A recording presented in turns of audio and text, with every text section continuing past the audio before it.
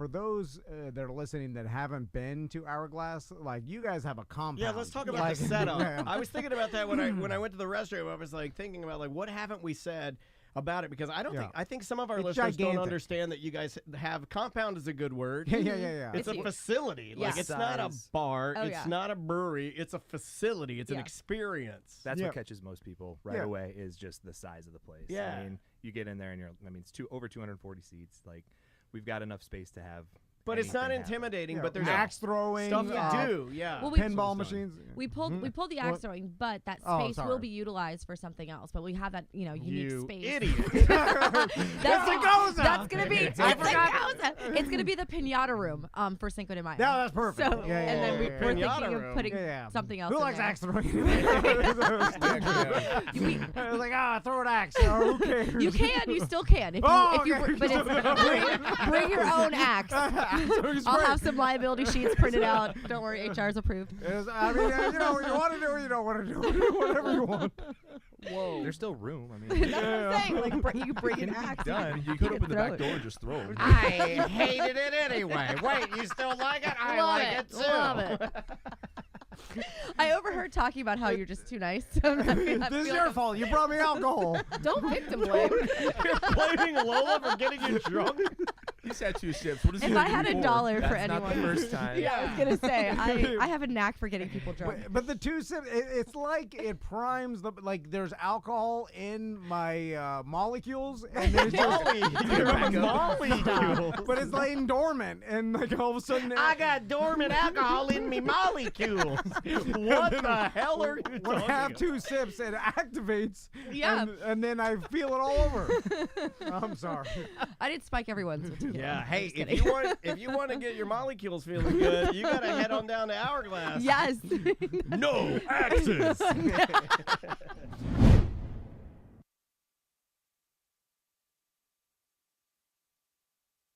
So Oktoberfest originally was a wedding celebration of the Crown Prince of Bavaria, Prince Ludwig, eventually King Ludwig. But it's just been a tradition for a couple hundred years now that started as a celebration in the town and in Munich where he got married. Imagine if that person knew that, but like something they that started. Bikers. The white girls go to Farravilla for dirndls to go to Imagine if that Oktoberfest. person knew that a bunch of bikers would be standing around in leather vests only, watching women wrestle in rotten coleslaw in a field. I always think of like. I mean, sauerkraut and leather pants are common in Germany. Okay.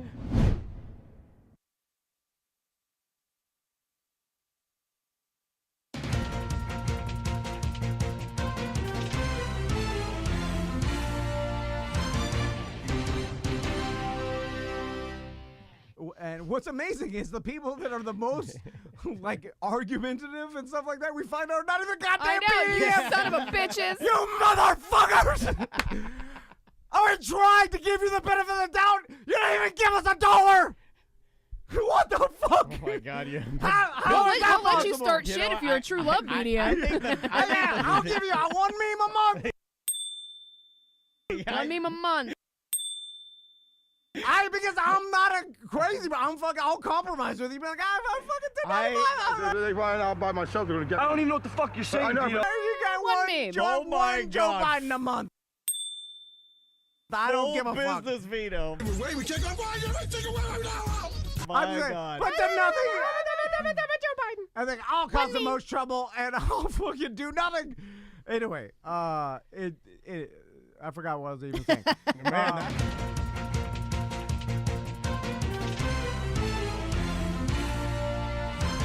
Hello, good morning, everybody. Good morning, all you vetoes out there. Hey, Kupo. Yeah, he. Let's talk about that for a little bit, or at least mention it, because I don't really know. Headphones sound weird today. I don't know all the details, but yeah, it's weird to call that out. Frogging Molly, I'm very sorry that we have. I wish Jelly Roll had not eaten his boogers, because that new song he has, pretty good. That's a good little song. The David Guetta song that David Guetta and Jelly Roll did for Sonic 3. Yeah. I just feel like if you.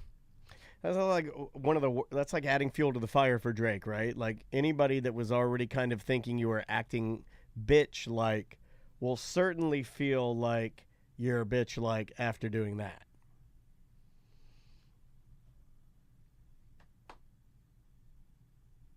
Oh, okay, great. It's over there. I'll head over there. I think that's where I saw the headline anyway.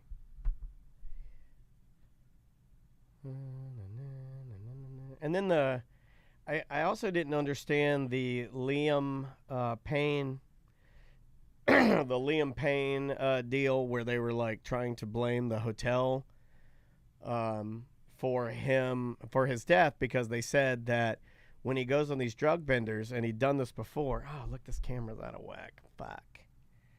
Which one is that? Lobby cam? Yeah, lobby cam is fucked. And then they said that he would have to be confined to his hotel room. Well, that's his fault. That's not the hotel's fault. Like, if he's sneaking out, well, maybe you shouldn't be doing drugs. Why is that the hotel's fault?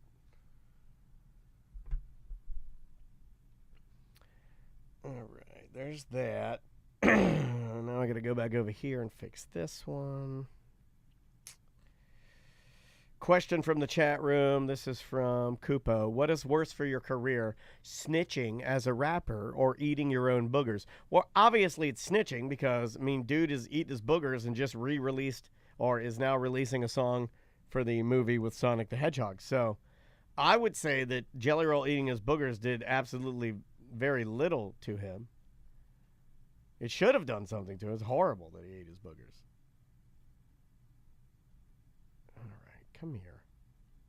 There we go. It's the worst thing I've ever seen a celebrity do. Any celebrity. All of them. The boogers thing, I draw the line at the boogers. Everything else is on the table for me.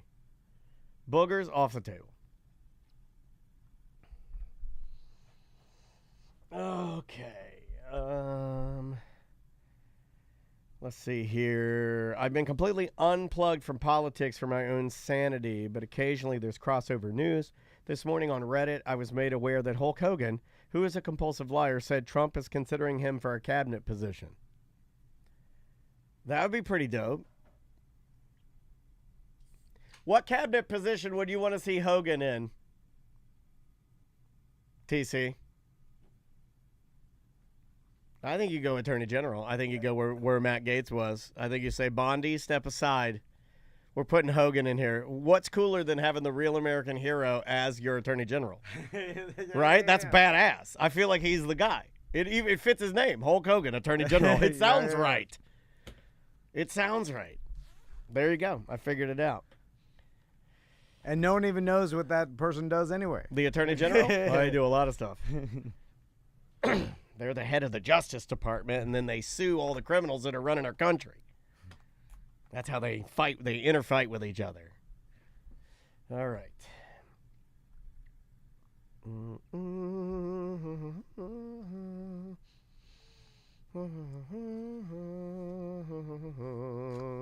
Hot take. You ready for my first hot take of a Tuesday? I'm over Jason Kelsey. Shut the fuck up. With your dumb little Applejack hats that your wife picks out for you on the NFL game day. Fuck your dumb hats, Jason Kelsey. Stupid. You dress like a goddamn clockmaker. Take that shit off.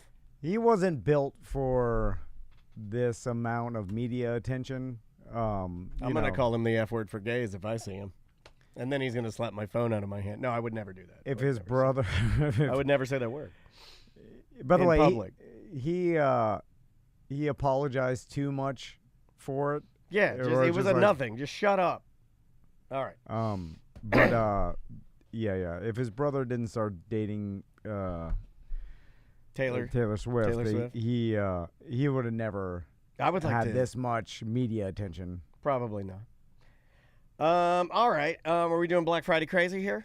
No, what are we talking about? We'll start off here? with I'll tell you what happened this morning. Yes. I'd forgotten about that. All right. I will start. Here we go. In 3, does this say beginning? Yeah, we're going to do Tuesday 1, and then we'll do the rest of the show with Jenna after lunch. Perfect. Here we go. In 3, 2, is another A Corporate Time with Tom and Dan. I'm Dan. I'm Tom. We are live on Twitch and YouTube. If you like watching podcasts, not all podcasts are audio only, and as much as we do offer the audio component, we have a video component that you can watch. Just look for @Tom and Dan Live. Like and subscribe. Yep, you can also get a free app in your app store. You could just search Tom and Dan or a mediocre app. It'll come up. All of our content is on there. And if you subscribe to become a BDM, then you can enter in your name and password. Yeah. And you can get the BDM shows on there. Also, we do BDM-only events throughout the year. We're already planning our BDM Appreciation Week next April. Well, we already have the entertainment. We've already got some pieces there. Yeah, we're trying to get better at pre-planning. And when we lost all the employees that work here, we realized that in order to pull this off, we're going to have to actually try. Did that happen to you too? Oh, yeah, when yeah. Sam and I was like, oh, God. When Sam and Butler left and then Tony Palmiati is sailing into the sunset, God bless him. I love that guy. But when everybody, everyone wants to forge their own path and everything, and it's just really just me and you. And then one day I woke up and I'm like, oh, my God, I got to do some stuff around here. Yeah. Well, I can't just be effing around. I'm leaning on Tracy. Yeah. Oh, yeah, the QB. Yeah. That's our Brady. That's our QB right there, baby. I love her. I love her. Yeah. She's our Baker Mayfield. Yeah. By the way, fact, yeah. Baker, don't loan your dad $12 million. What are you, an idiot? You think I would have loaned my dad $12 million? Hell no. You would have. No. You know why I would not have done it? No. My dad too dumb for millions of dollars. Way yeah, too but dumb. if he would have begged you for it, you would have. I'd have given him it. I love him so much. I'd give him my arms right now. I'd kill myself right now to see him one more minute. For one more minute, I love him so much. This morning. You looked okay. Can I just describe the scene? You walked in. Your hair was straight, spiky, straight up in the air, like you've been, you've been shocked in a, like you had literally thrown a toaster into a bathtub. So I've got friends staying with me this weekend, and they came into town. When don't you have friends? It would be weird if you came in and you said, "Had the house of myself." Well, you know what? I like that you guys do that. Well, it means you have an active social life. Guess who doesn't have an active social life? Me, baby. So you know how they say, "Oh, he died surrounded by friends and family." Mm-hmm. Well, I want to live that way. Yeah. I don't. Another thing they don't. I want to die alone. Well, another thing that they tell you is that they don't tell you is that he died surrounded by friends and family because the friends and family had nowhere else to go. They all lived in one house. Yeah, but you're on. At the end, I've seen it. You're on morphine. You don't know who the hell's around you. I want to live around friends and family. Anyway.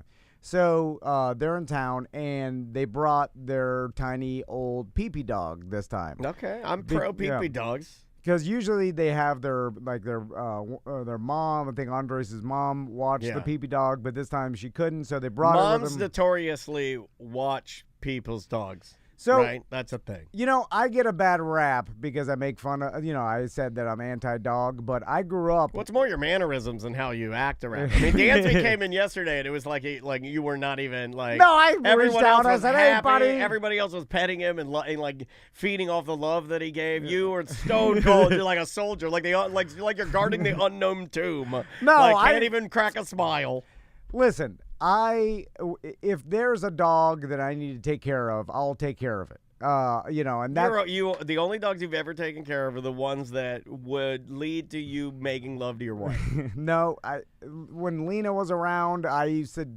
She loved you, dude. She loved you so much. That dog loved you. I'm the one that took Lena to her laser treatments, and I had to sit there with the goggles on. It's weird for a dog to get laser hair removal on its bikini area, right? How weird is it to take your dog to get laser hair removal on its Brazilian area? I countless times driving around the neighborhood looking for Lena because she ran off. People went on into pain a pills, swamp. they get confused. They run into the woods. I have gone into swamps for Lena. I've Lena listen. bit and scarred Isley, my Dalmatian. Put a nick in his ear. She bite everybody. That was a perfect Dalmatian until Lena put a hole in his ear. I also grew up with pee-pee dogs. My mom had 3 pee-pee dogs. That's why I love your mom more than you. I gravitate more to Marilyn Van. My first dog as a kid was a tiny Yorkie pee-pee dog. What was its name? Muffy. Oh, God bless her. I had Muffy, Holly, and Bijou. 3 pee-pee dogs, and then I had. That's a great little menagerie you got there. I always had dogs. I had outside dogs. I had outside Rottweiler. You just enough. You've had enough. Is that? Well, no. That is the thing. I would have no shame or no judgment to you if you were like, look, I did this when I was a kid. I did this when we had Lena. You know what? I'm in my non-dog years now. No. That's fine. I explained it to my family a million times. I'm like, we travel too much. We're going to be leaving this dog at home, and then eventually Crystal's going to be like, I can't ask my mom to watch the dog again. We can't go on this trip. And then I'm going to be like, now we have substituted a trip for this dog, and I can't have that. No, I understand. I only have only value trips. 5 more years with my sons that until they're off chasing whatever hole they need. Just saying. I know how it works. Yeah, all holes offer different values. I was just saying, whatever. That's going to be more important than hanging out with their old man. You know, Jack Bradshaw has a cat that spray peed his entire couch. Apparently, all the inner workings. And I was listening to Jim Colbert explain how Jack was going to have to drag his couch out into the driveway and clean all the springs, every spring of his couch, because his cat decided to go number 1 on it. Yeah, listen, I'm sorry, Jack. I love you, buddy. I'm sorry. And that's, listen, I don't do whatever you want. Do what you want. I'm just saying what I want. Yeah. Anyway, so Trips. The dog is at the house, right? His name's Rocky. He's I'm not exactly sure how old he is, but he's between 15 and 18. Okay. Old ass Yorkie Matt pee-pee Gates dog. loves that. And and I don't know much about the dog. I see it, and then the women in the house are concerned about him. Me and Andres, we're just drinking beer, watching football. Do the boys like him?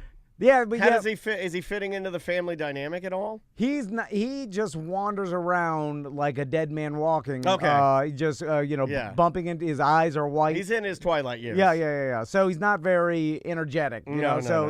Kind of like Caesar was when I left him with you guys. My boys just pet him a little bit. Yeah, Caesar just did nothing. Yeah, Caesar does nothing. He goes, he sits, he lays down.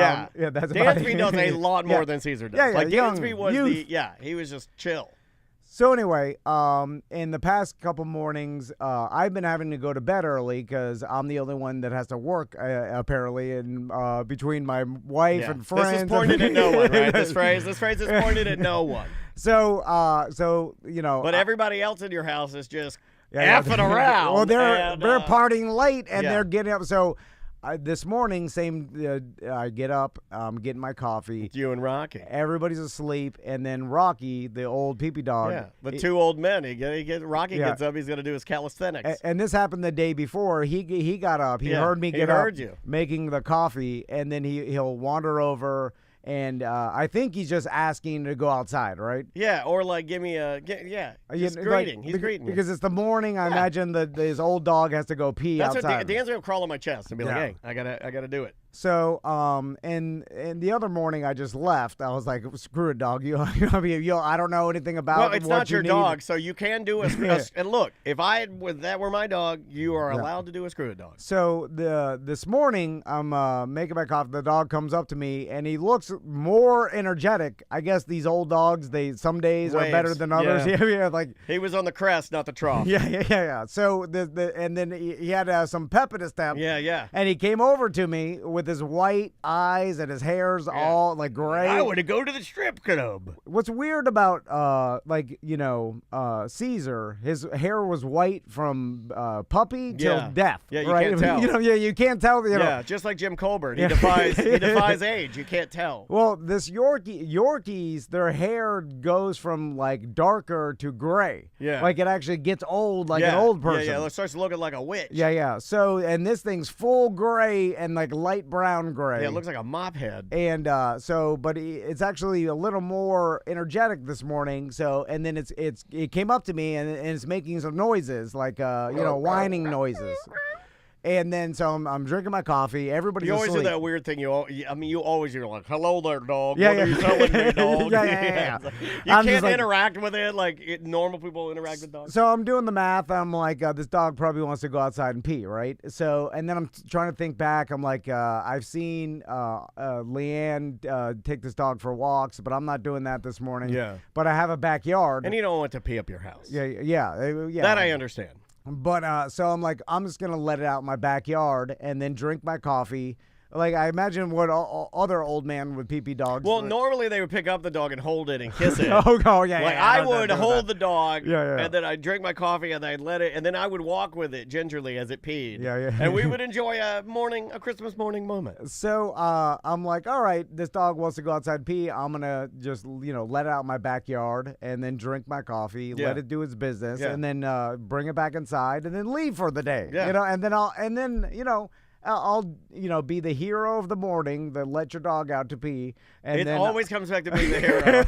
and then I'll text everybody later, like, hey, I let the Rocky hero out to left pee. for the day. Everybody else was sleeping, and I got up in the morning. Enjoy your rock and roll party. And I let the dog out to pee.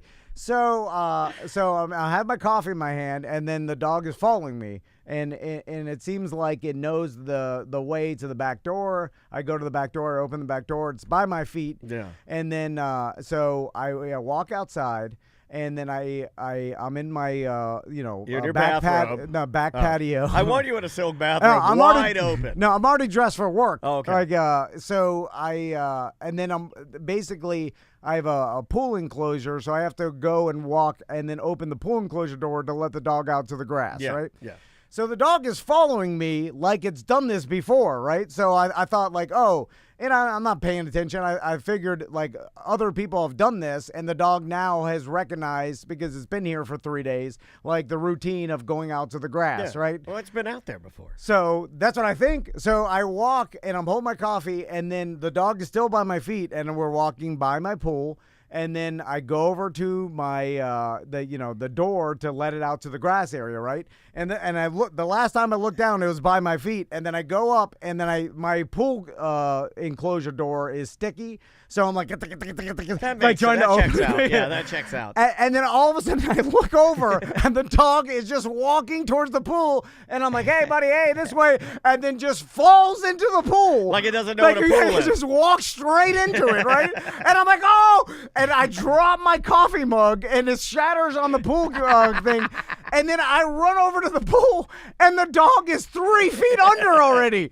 It didn't even attempt to swim. It just sank to the bottom. It sank like a rock. It was ready to die. And then I'm like, oh, halfway in. You're a hero. I was wearing my polo this morning. I dunked half my body in and scooped out. I had my. Were you screaming? Were you like, help? No. I almost I didn't want to go. I didn't want to jump in because I had my cell phone and then I had my AirPods in my pocket, and then so I dunked my front half in. You're just like and scooped the dog out from. I mean, the dog was already 3.5 feet underwater. Oh, he's almost there. He was half Kevorkian. And I pulled him up, and he didn't want that. He's like a homeless person when you Narcan him. He was mad. He's like, you killed my buzz. I was trying to kill myself. And for like that split second, I was like, what if the dog just instantly died? Oh, you know what I'm saying? Like, yeah. It just like it breathed doesn't in take water. Life. It's old, just a couple toots, it is dead. A little bit of chlorine in those old lungs. Yeah, like if it fell in the water and then didn't have that natural instinct not to breathe in water. It was like, this is nice. Big breath. Takes a big breath. Oh, let me take a deep breath. And then it flashed before my eyes like I'm having to wake up my friends and be like, I killed your dog by accident. You have to never tell them. And then they yell. No, you have to go to work and they're like, where's the dog? And you just have to leave it you have to erase the tapes. And they yell, didn't you hear when we were announcing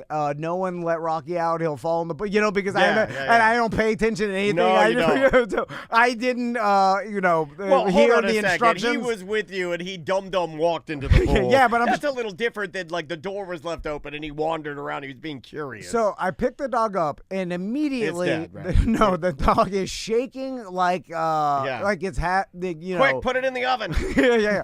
Because I imagine like the dog is cold to begin with. Old people get cold. Well, it was also startled because it was suspended in a liquid breathing for a solid 30 seconds. And the pool's cold. It's like He's probably 59 or whatever. So by the way, all of the best radio hosts kill Yorkies in their pool. So there's a Wayback Machine joke for you. I pull the dog up, and then the dog's shaking crazy. So I run over, I get a towel, and the dog's still like, Well, it doesn't instantly be okay. Just it's like, oh, thank you, saved me. Yeah. So I run over, I wake up Crystal, and then Crystal's like, what happened? And I'm like, Rocky fell in the pool. She's like, you let Rocky out of the back patio? She yelled, she sold you out. Yeah. And then she's like, exactly what I thought. She's like, didn't you hear when we said no one let Rocky out because it'll just walk in the pool? And I'm like, no, I didn't hear it. I was trying to be a hero in the morning. Yeah, well, why is he here? And so then Crystal gets a heating pad out. The dog's shaking crazy. We're like, everybody's still asleep, by the way. I wouldn't do that. I mean, go to your bed, you warm up, just like a cowboy. Just do a couple circles. Well, I think if you sit there with your nose in the ball, if they make the ball, they heat up. Yeah. Well, in the woods, they're not going to have a heating pad. Is my point. Well, in the woods, this thing would have been dead 5 years ago. Yeah, that's true. That's absolutely true. You know, it's being just kept alive. Like people keep pee-pee dogs alive. For longer a than long they should. time. Yeah. I didn't do that with Maggie. As soon as like that first big seizure, I was like, you know what? We're not going down this route. Well, we're not gonna throw the drugs at it. And then 10 years later, she's like, "What's the only thing keeping her from seizing 24 hours a day? The pills." I mean, Maggie was only. I mean, there's the world's record. She was close to the record. Yeah, Let me just she's say, 17, dude. Yeah, No, 18. She's 18. Yeah, I mean, at that point, I mean, that's longer than it would live in the wild till 10 or whatever. You know what I'm saying? Baby. Anyway, so that was my morning. You had to deal with it. Wow. And just reiterating another reason why you guys do not want a dog. This is so stressful to you. Oh my God, I don't even want you to get a dog now. This would be terrible. No, the family wants one, but they don't know what they want. I know exactly what would happen, and it would be they'd be especially my sons. They'd be disinterested 5 months into it. Yeah. And then, this thing's going to live another 17 years. Because I know my wife, and by the time it ends up getting some sort of rare cancer, I'll be, $1,700 a month treating it for the next 8 months. And then all of a sudden it'll show some, anyway, it'll be a ridiculous amount of time. I did that with one of my dogs. I did, with two of them. I spent a way more than I probably ever would again. But, you're in a different phase of your life at the time. So maybe you treat it differently. Like I have a different. I do it now because of course. I would do it now, but I'm a little less of like I don't know. I've lived longer and I've seen a couple dogs pass. Yeah. And now I don't think I kind of feel like maybe with a few of them it was unfair that I was continuing to prop it up. It was almost selfish. Yeah, I mean, I guess at a certain point, but it's like when you go to the vet and the vet's like, all right, your dog has this. You could either treat it. And extend its life, or it'll just die. Yeah, and then it's like, well, what are you?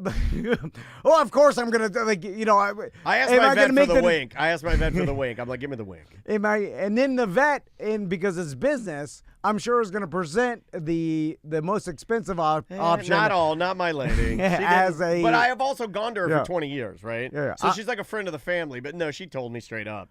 She's like, yeah, this is the best thing to do. I wouldn't continue treatment. Yeah. I'm sure some vets will tell you straight, but I understand the business behind it. Because a lot of it's suffering too. Because I think I don't know. It's weird for vets. Sometimes I think you get more that would talk you out of it than you would. Well, it's going to be different depending on where you go. But if it's like a small little mom and pop, most of the time they're just nothing but compassion. So back to the Baker Mayfield story. Oh God. You said he was suing his dad and brother. Well, his dad owns a company and his brother has a stake within said company. And there is I'm going to pull it up here so I can read a little bit more of it. Yeah, it says Baker Mayfield has initiated legal action involving his family's business ventures. In August of 2023, Mayfield and his wife, Emily, filed a petition in Travis County District Court, Texas, seeking detailed financial records for several companies, including Camwood Capital Management Group and Camwood Ventures, firms founded by his father, James Mayfield.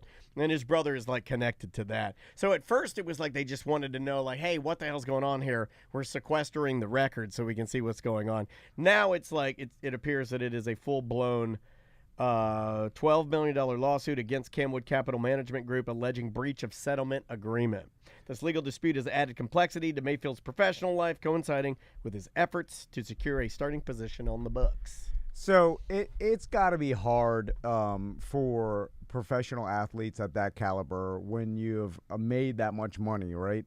Because some weird way you feel obligated to your dad, I feel like. Or anybody around you, because you have an amount of money that honestly that it's generational, right, with your own family, especially if in Mayfield, he's trying to secure a longer term contract, but he's made, I don't know what his net worth is, but he was a #1 draft pick. He did well. He made, let's say 80 million or whatever, 100 million at this point. So when you have that much money, and then you have people in your life asking you, that you have relationships with, asking you to loan you money, and maybe even, it's not like about 25 mil.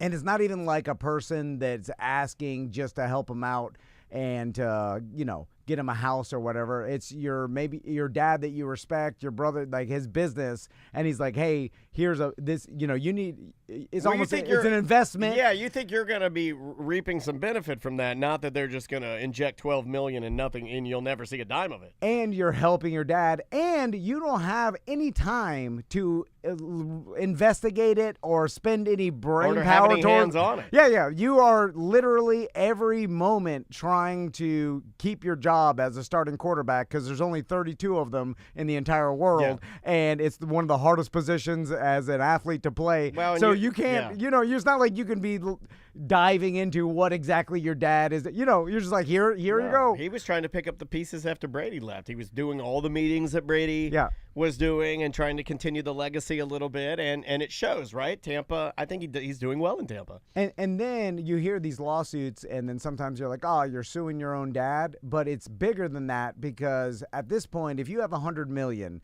you have other businesses, you have a business manager, you have a full-time lawyer that you're, what I'm saying? There are multiple people. Seems like his wife does a lot of the business stuff. She has to, like multiple companies that he has, an organization, and then so now foundation.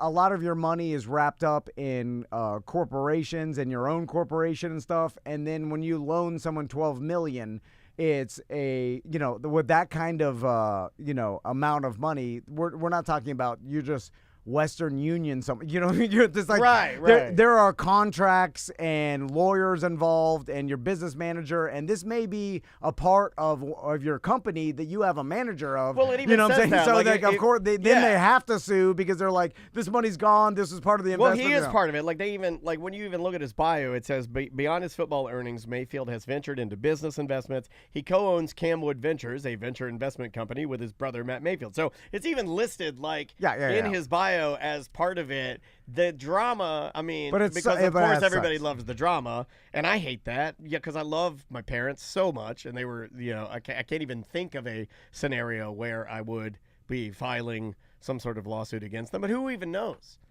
Yeah. What's happening there? They could be completely fine. It could be just a business thing. I don't know. Yeah, and that's another thing, too. It's kind of like when someone sues their own family's homeowner's insurance. It's like, yes, even the family agreed, yes, sue my homeowner's insurance so that they could pay whatever medical bill. You know what I'm saying? Like, it's you're not suing that person, you're suing the insurance company. Andrea's in the chat room also alluding that after that, so what the statement I just read to you actually is false. His dad and brother never gave him that stake in the company after the loan. So that's sort of why the complaint or the lawsuit is why it's continuing on. Okay. It's like, well, what the hell's happening here? Like, I did do that. I was going into business with you guys, but it appears that you just kind of took the money and did whatever you wanted to, and there's no mention of me here at all. It's why a lot of people, if they come into money or they win the lottery or whatever, like they keep it quiet, because it changes the relationships around everybody. All of my family. I would do the thing that you see in a lot of like cartoons, and you see it in a lot of Christmas movies, where I would have the money and I would almost like it's me on a hill, and I'm looking down at the rest of my family, and I'm like, okay, what can you offer me for some of my sweet, sweet money? Oh, okay. That's called the king. When the peasants line king up. With the Xbox. You've seen it in the Christmas movie where the kid gets the Xbox. I forget what movie it is, but he's like, I got the Xbox. If anyone down there wants to play it, Yeah. What are you gonna do for me? You You have to kiss my boots. Yeah. You have to smooch my butt. The peasants line up and Yeah.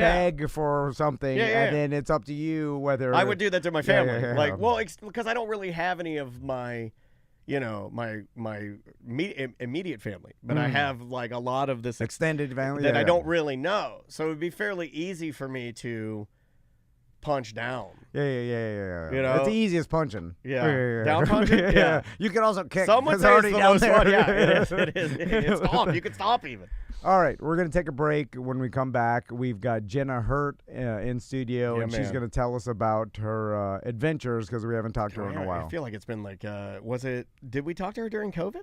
Yes, but it's been a while. It's been over a year. I Yeah, think. she's collected a bunch of different awards. If you don't know who she is our jewelry making and skateboarding world traveling listener from, I don't know, we've known her for probably 30 years. yeah. And, Since we started the show. Yeah, she's awesome. So we'll be back with more of that momentarily. Cool. Yep.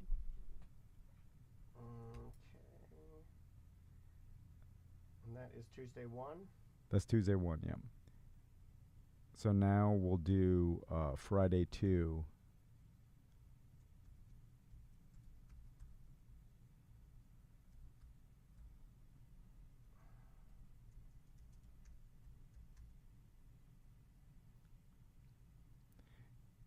I believe you said we need like 24? 23. 23, okay. Which is, it doesn't matter. It's the same.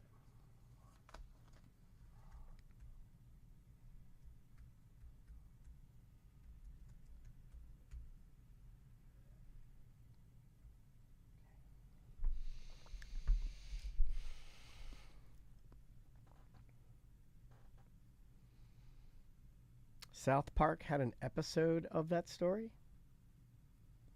Oh, they did, of the person that has was it Cartman who probably had the gaming system, and TTV no Buckeye. Jana Banana's great. Her and her husband are basically inspirational world travelers, and you can follow them on Instagram. Just look for startlivinglucky.com. Yeah. But they're fine. Trust me. Yeah. I see them all the time on Facebook traveling around. Killing it. Doing The last I checked in with them, talks. they were getting a shit ton of wheelchairs to Chile.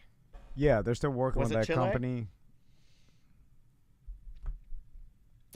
Okay. Friday. What do you want to do here? This is what I want to talk about, the Black Friday stuff. Oh, okay, yeah, So we gotcha, can go gotcha. that Chat GPT and then Let me get that one going. All right. Got it. and then also Do you know the history of it? I have that, just okay. as an aside. Okay. Would you like to start? Sure. Here we go.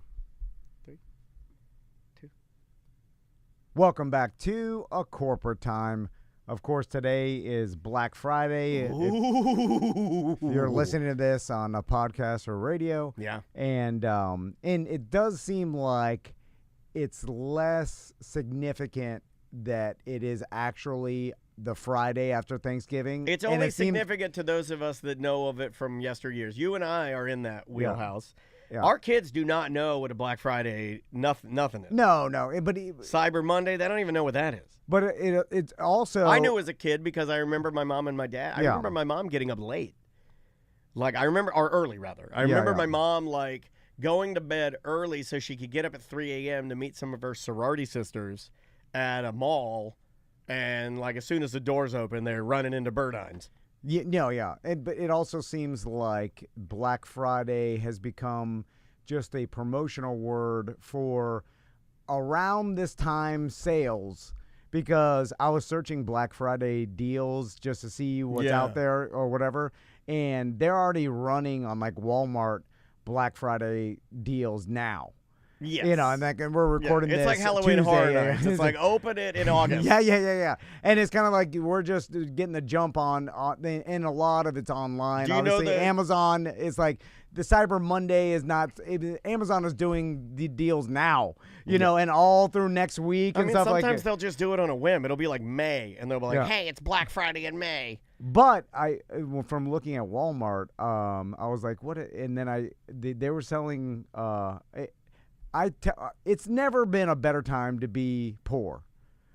If you want like technology. Oh, okay. You know what you're I'm saying. Yeah, you know, like for the not cost. Just overall being poor is fun. No, that's not what he's saying. He's saying for like, the luxury yeah. of like, because I was looking at like Walmart Black Friday sales, and they have a TV, of course, a Hisense, a Roku 4K, 55-inch 178.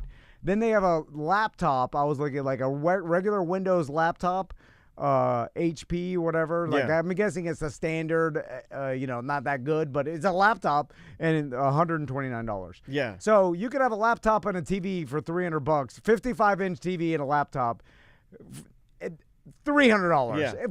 That's $300 in 2024, which is, I mean, I went out to dinner the other day with some friends, and that I paid for the bill. That's what it cost. Well, what have we been? The cost of a 55-inch TV and a laptop was the cost of our dinner. Do you remember when OLED TVs were unattainable by people that weren't like mega rich? Yeah, you can get one on Black Friday. You can get an LG 65. Okay. OLED. It's the smart. It's got literally every streaming service built into it, and you can get the whole thing for $900. Yep. Yeah. But that's why I'm saying if you wanted to splurge and go big dog, like I don't have an OLED TV. I have an old. I don't know what the hell you got. There's an old school regular standard. Yeah. Well, I mean 4K or whatever. Yeah. But also the difference between 4K and that is so minute that it is technically it is a lot better, but for a person that just wants a big ass TV with clear picture. Like you can get, like I said, I bought a 65-inch TV at Walmart for under $300. Yeah, like it's crazy. $298, and it's like, and if you're not that picky, ridiculous. like that's kind of what Tom's saying. It's like if you're just a standard dad and all you want is a gigantic TV. I mean, what and a time 4K, to be alive! Though. What a time to be alive! Yeah. It's not. I mean, it's clear. Look, you can eliminate all of the streaming services or the smart aspect of the TV. And in fact, you might start seeing that in some places where you can buy like really cheap TVs where it's just a TV. Like I don't want all the junk on it. You don't have to put Spotify. You don't have to put Disney Plus on it. Just give me a good TV. Yeah, and big as hell. But also like I wonder how cheap, because at a certain point you start telling yourself like I'll just get a 100-inch display with nothing but the display, which I think that is a TV anyway, and they just More build like in a monitor. But and I'll just Aircast from my phone to it. You know what I'm saying? Because like you could have everything. We were going camping, and Crystal has this because I was trying to figure out like ways to watch the Dolphins game on Thanksgiving. Yeah, that'd be fun. And then she has this old projector that she bought. Like it's, they have tons of better ones and stuff, but she just has it. It still works. No, it doesn't need to be better. It just needs to work. But you just plug, your phone into it, and it'll project whatever your phone has onto whatever. And there's like you need a white sheet, and then you could, be camping, and we were watching the Dolphins game. I love that. A 100-inch projection. It's just so easy now, and things are so cheap. It's ridiculous. I think they need to change the name of it. It was originally named after like the origin story of Black Friday, and it's funny because I thought we had talked about this, but I don't think we have. The original title comes from 1869. The term Black Friday was first used in the context of the U.S. financial markets because on September 24th of 1869, two spectators, Jay Gould and James Fisk, attempted to corner the gold market, leading to a market crash. This event became known as Black Friday. So that's where the term came from, but it's really not even that old, 1950s and 60s. It just became a term for Philadelphia police officers when they were describing the amount of traffic that they had in their entertainment and commercial district during shopping hours. They called it a Black Friday. And then I've also heard that, like business-wise, like the company's in the black, and that's the so newest it's a profit. That's the newest incarnation of it. And that came along in like the 1970s. They kind of were like, oh, that sounds pretty good. But also like I remember going through the phase where businesses were opening earlier and earlier until they were just open on Thanksgiving all day, which I do think affected their bottom line. And then because there's a sweet spot, right? And then it stopped, and then now they're like, no more, we're closed on Thanksgiving. and we're open the next day, but Yeah. and so, but it's funny, we lived through that. We were like, it was always like close something, and then they started like, oh, we're opening up at midnight, and then it's like, okay, earlier that day, and then it went like the whole day, and then the pendulum swung back. I have a very vivid memory of sitting with my dad when my mom, this is funny because this is a vivid memory. I would have been like, think of me as like a Tommy's age. Yeah. And Tommy and you having this conversation. I remember sitting with my dad and talking about my mom was out shopping and how we were both kind of making jokes about how, and this is funny to think about now, how we didn't think, and we had the newspaper out, how we didn't think any of the deals were, quote, really deals. Yeah, I have a vivid memory Yeah. of talking to my dad about how, I'm like, I don't think that's, like, and my dad's like, they're saving a gnat's ass. Like he would be like, for what you're doing, the amount of work that you're doing, you're getting up at 3, you're doing all this stuff. He's like, you're saving nothing.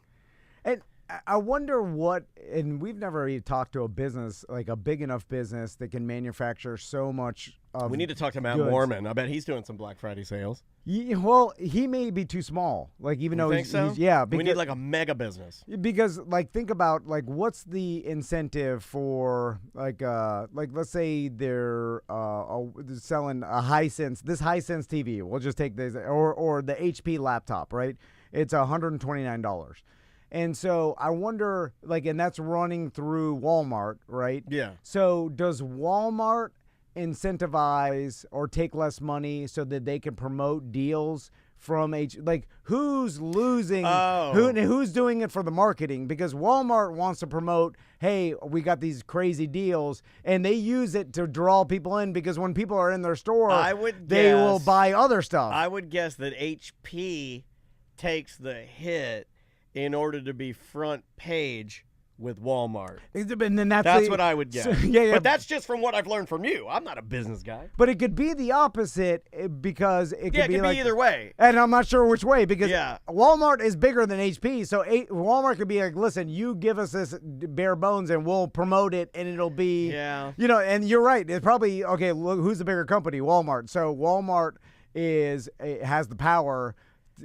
And so they'll tell HP it's very attractive for HP to be center stage. And when you go to the Walmart Black Friday website, guess what? Yeah. First thing you see is that HP laptop. Unless they have like a dynamic lead that switches. and they want And somebody's paying for that. Like who Yeah, wants yeah, to be yeah. that first spot? You're right. Yeah. And they want in HP, but I don't think HP's paying. I think how HP does it is they say, "Look, we'll give you these real low." Yeah, we'll give you these at Yeah. $50. Yeah. And you sell them for $130. And you know what I'm saying? I love talking about this kind of stuff because it is interesting to try to figure it out. Which, how insane is that? And it may be even less than $50. It could be like Yeah. $25. Oh, They're it'd be buying a shockingly laptop. low. Well, then you don't want to buy it. You're Then it almost makes you not want to buy it. That's another thing that happened to me when I started figuring out what companies were actually paying for what I was buying as a young man. It's insane. It made it like almost like where I don't want to be a consumer anymore. I'm like, well, no, I'm okay with not having that. Like think about my Tesla. Like if you loaded it out, like it's $35,000, let's say $40,000 car, loaded, fully loaded. But the amount of metal in that car. What am I driving around like And the 6,000? What am I batteries, driving around? Well, I don't know. Yeah. How much is it real? I'm not saying what they say it's worth. What is it really worth? I'm probably driving around about $5,000 worth of parts. Well, but then to put it together. I know, but I'm just saying it's hard for Like, me when you see Sony saying they're selling a Sony Vaio computer for $179, and what did it cost them to make? It was $19. It makes you not. I don't want to buy that now. Then it becomes impossible to understand how you could make a computer for $19 or whatever. You're like, what? Who's making it?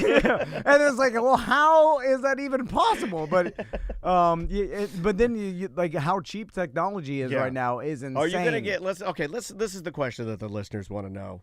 Are you gonna get your big one, hundo? You've been talking about it. There's been I could probably go back and source it using ChatGPT. Yeah. I think you've been talking about a 100-inch TV since before COVID. The thing that's You've been obsessed with the big hundo. Here's what's stopping me is that I don't know what to do with my 75. Because I would say... We'll do what every other American does. Shoot it with your gun. No. But Most Americans, when they get a new TV, they shoot the old one with their guns. No, well, they shoot a broken TV. But you can't shoot a working TV. 75 Well, wait a minute. inch. I don't have a 75. Give me your 75. No. I want to put it in our bedroom, and then Chris is like, watch it's too porno big. on it. Well, she's like, it's too big for our bedroom, which it is. Don't let her get a control of your house. And don't let her say that to you. It would cover the light switches. Yeah, I have one covering the light. No, you just move it over a little bit. I have a huge TV in my bedroom right now. I was watching the Magic on it last night. But so, what size do you have in your bedroom? I think I have the 60? old. No. Come on, man. You've always dunked on me. You gadoosh me when it comes to TVs. I think I got a 42 in my bedroom. I know. That's small. What the Don't hell? make fun of me. I got Andrea, it's a 42. She's in the chat room. It's a good one though. I got a 55. It's a Sharp Equus. It's a Sharp Equus that I've had forever. The picture on that thing. The blacks are so black. $150. 40s. I think it's a 42. She won't let me put anything bigger in there. Well, that's what Chris was saying. I don't have my house in order. Yes, it is a 42. So what I'm gonna do? I'm gonna have my house in order. What do I have now? Because you're a little bigger than me. What do you have now? 75. 75. And I got a my 72. living room. I got a 72. I'm gonna put the 72 in the bedroom, and we're both gonna take control of our homes, and we're both gonna get ourselves big hundos. We're gonna do it. We're gonna treat ourselves. Yeah. I'll buy one for you. You buy one for me. For Christmas. No one can Yeah. say nothing about it. We do it through the company, so it doesn't cost a dime. It's not even going to be that expensive because TVs are, yeah. two big hundos. I tell my wife that. The I'm chat like, room's cheering for it. They're like, yeah, do it. But we're pussies. I tell my wife, I'm like, oh, yeah. Me and Daniel are buying this with the company money. And she's like, that's your money, you fool. Andrea says that too. Andrea says, Bernie says it's all the same. And I'm like, well, stop listening to him. Yeah. He's just our accountant. Just because it's in the company bank account, it's your money. You're the GD owners. Anyway. Oh, they're roasting me in the chat room. I didn't realize that having a 42 in your bedroom was such a... Yeah. That's small time. I mean, 40. I know. You know... We haven't. Well, I don't even think we've even mentioned a 42-inch TV on this program in 10 years. You want to hear something weird? Today's the 12-year anniversary of me quitting radio. No, really? Yeah. 12 years. That's a long time. That's insane, right? Yeah. I mean, soon it'll be where you've been doing this longer. I know I have. Like, I have officially been a podcaster longer than a radio broadcaster. That's Even cool. though this is still broadcast on the radio. But Yeah. the longest running employment I've ever had is self-employment. Wow. Which is this job. Because I Congratulations. only did That's like awesome. 10 years in radio, and this is my 11th year of this. So Crazy, dude. Yeah. It just, time goes by. And then, dude, I'm looking at 2025, and I'm like, I'm already thinking about the 20-year anniversary of our podcast. That's why we got to buy these hundos before we run out of time. I know. You're making a great case right now. So, what's funny is that our studio monitor that we got from Sony. See, now we went for quality. We didn't go for size. Well, we didn't go for size on that. But at the time, it was the best Sony TV they had. It was expensive. Yes.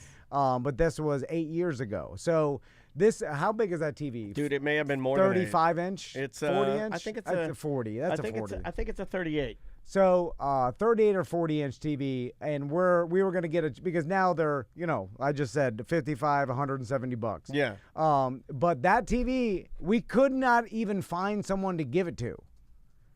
Do you realize that? No, like that's I know, crazy. Like if I ask around, who wants I'm saying, like, if I put it on Facebook, someone will take it, obviously. But I'm saying there's, a friends, lot of unsavory hombres on there. Friends and family, if I'm like, hey, you want a 38-inch TV? They'd probably be like, nah, I got nowhere to put it. Yeah. Because TVs are so cheap. Like, like everybody has, like, in the chat room, everybody's laughing about your 42. Everybody's got a 50-inch TV in their bedroom. Like, the TVs are insanely cheap. I can get a 100-inch TV, $600. That's a ridiculous. So we can get 100-inch TV. We can get 2 hundos for $1,200 for less than $2,000. Yeah. $1,200. And what brand is that? Here's the problem. It doesn't say. It's an unlisted brand. It's going to be just our standard Roku TV or whatever. I want this so bad. Now the problem is, I thought about this. They got 120s. Let's go bigger now. No. Invest in the future. So I thought about buying you a 100-inch TV for your birthday. since you got me the one wheel. I actually like the pillows better, to tell you the truth. Yeah, but I love those pillows you got me. They're awesome. back in June, a 100-inch TV was $1,000 or whatever, Yeah. or like $1,200. Yeah. But that was the cheapest Costco one. And I was worried that if I got you a 100-inch cheapo, That I'd be like, this isn't good. well, yeah. Then you'd be yeah. like, if I am very picky. If I wanted, That's a good. You made the right choice. like, if you're gonna give me 100, I want the one with the best quality. No, I can't afford that. Yeah. And Andrew, but no. So what you did is you max out the quality of the pillows. You went to the very brink. Yes, because I So you did. No, you chose you right. appreciate quality. I do. I really do. Yeah. You I don't really want do. some cheap, big one. Now there is a Yeah. bit of a problem in the house because I don't know if she's still in there. So you gave me 2 pillows, and I guess I'm assuming that it was one for me and one for Andrea. No, it's 2 for you. Okay, It's your okay, birthday. because it's Yeah. my pillow and Dansby. Yeah. I gave Dansby the other one. So now, and I'm not kidding you, I will send you a photo of this. These are very expensive luxury pillows. I think $150 A piece. Yeah. And I got one for my head, and then behind me is another one, and Dansby sleeps in the center of it, and it is his effing pillow. That dog sleeps on a $200 pillow. He's a king. He is a king. Oh, yeah, she's in there. Yeah, Dansby has claimed the other pillow, and it's his. Like, his pillow. We've marked it. It's his pillow. That's what, I mean, look where we're at. If we told someone during the Great Depression that we'd be living in a world where some pee-pee dog is sleeping on a $200 pillow. He loves it. Yeah. It's orthopedic. It's comfortable. Oh, it's a beautiful pillow. You want to do yeah. a couple voicemails? Yeah. All right, buddy. Let's jump in here. We neglect your emails and your voicemails. We're sorry about that. If you'd like to leave them for us, though, they are fun to do. Yes, sir? Oh, last thing. Yeah. On Black Friday, and then we'll do a voicemail. Is the rushing into the store at open?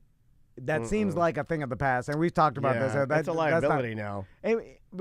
It was a liability in the past, but the companies would do it, I think, as a promotion or something. And it was more like when stores, you would get there when it opened for the deals, Yeah. and they'd have everything on a. I do think people still line up because, like, you'll see people down at this Best Buy. They'll line up, like, if they're releasing a gaming system, And they only have 500. Yeah, or you didn't have luck online. Well, you can luck out, and just by like going places that people don't like. Sometimes in store. Like, I hate to say it, but sometimes you can luck out because people are so, like, conditioned to go Amazon or delivery or internet. You can get a deal, yeah. Yeah, you'll walk in and it'll be sitting there and you'll be like, I remember I did that with the original Xbox Series X. I went down to this Best Buy on opening day and I was like, did you guys get any of those? And they're like, yeah, oddly enough, a bunch of people reserved them and didn't pick them up. You want one? I'm like, there you go. And it was remember that? And I was just like, well, that's kind of dumb. I sent a bunch of other BDMs down there. Other BDMs got them because people will, like, their eyes are bigger than their stomach. You know, they will. I'll reserve it and then, Yeah, you can luck out sometimes. I do like that. When you're like reserved, and then you have a $2 in your bank account is -30, and then you're like, just reserve the Cybertruck. In 2 weeks, I'll turn my life around. I've got time. We'll do a couple of on-brand voicemails. Here's one from the historian. Hey, good morning, Tom and Dan. I was wondering if you guys would ever be interested in doing a BDM gift exchange where, like, you know, maybe we email subject line BDM gift exchange.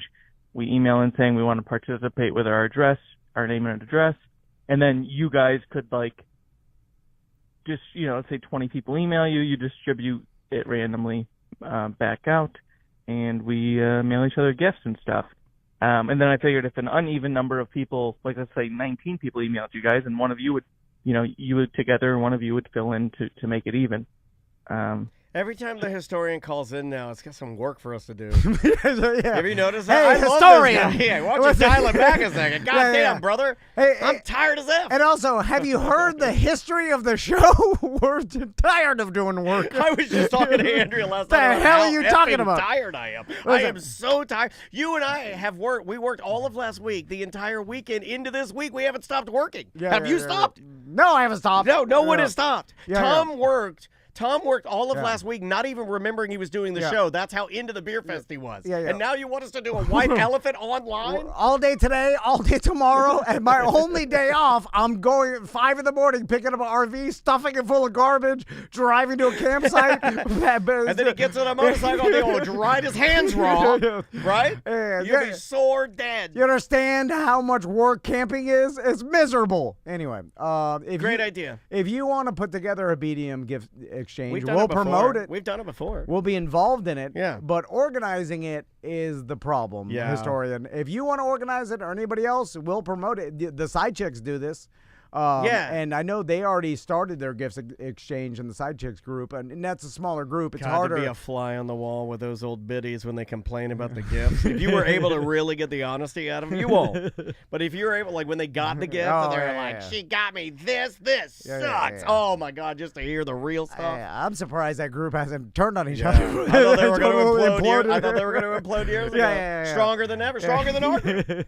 Stronger than our group. Yeah. God bless them. But it'll turn, and they'll start fighting each other. I hope so, but apparently they got it all together. Smarter. Oh, then we gotta go. Oh, yeah, we do. Enjoy your holiday weekend. Yeah, man. And get those Black Friday deals, and we'll see you on Monday. All right. That's good. Perfect. And now I'm just waiting. And that is Friday. That Friday too, and that will be paired with the Santa one, and then that's the whole show. We'll do the intros after. Yep. And then we did Tuesday 1, so we'll do the rest with Jenna after lunch. Yep. And as soon as this BDM gets here, we'll do Weird Job Wednesday. We can stay online, I guess, right? There's no reason to. How you guys doing today? What's up? Hey, babe. How are you? We could even do a small 10 for the 10 after Weird let's Job. do it. And Let's keep going with the voicemails and the Yeah. emails. Let me get these emails. Let me get some more water.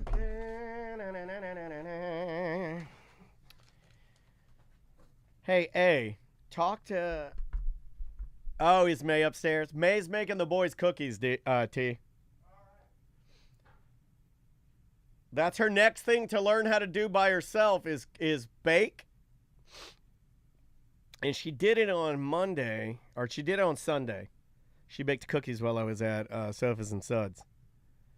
I will say, she does a very good job. It just gets a little messy.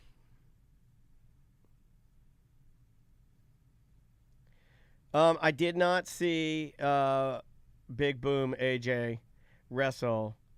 That guy's a pretty big dude. TVT, I am currently in it. I want to talk about that real quick. Actually, you reminded me of something I've never seen before. Thank you, TVT. We're going to talk about that. TTV, sorry, TTV. Call of Duty. We're going to talk about that. Oh, no shit. That sucks. I don't want that dude to get hurt. I make fun of the Costco guys, but... Oh, hell yeah, EJ. May made an apple turnover at one of those camps she did, and it was phenomenal. Yeah, I like the campaign a lot. I'm a big, the blonde dude. Angel? What's his name? Starts with an A. The blonde guy that when you start the first mission and you're rescuing the Middle Eastern dude, he runs up and just blows his head off. That guy's crazy.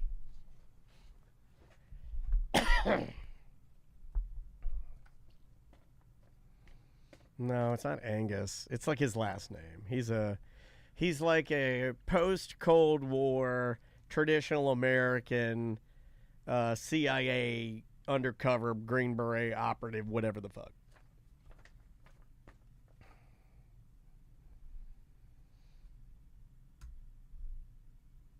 All right. You ready, buddy? Yep, yeah. I got a little something before we start. And this is just a little 10. Yeah. And hold on. Our guest maybe when we started, and he texted me after we started, and he said he could get here at 11, so he may be almost here. I gotta look that guy up. Call of Duty actors.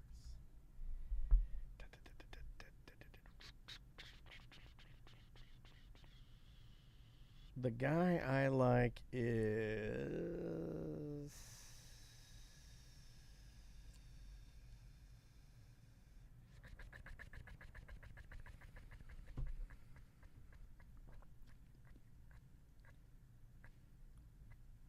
Yeah, he does look like Robert Redford. That's hilarious that you say that. That's very, very very, very funny that you say that. Yeah, I thought exactly the same thing. I gotta look this guy's fucking name up now. Driving me crazy.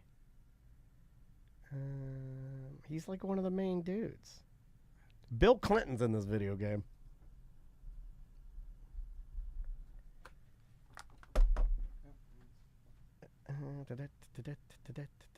Well, I'm not finding it here. Hey, man. How's it going, man? How you doing? Good to meet you. I'm Tom.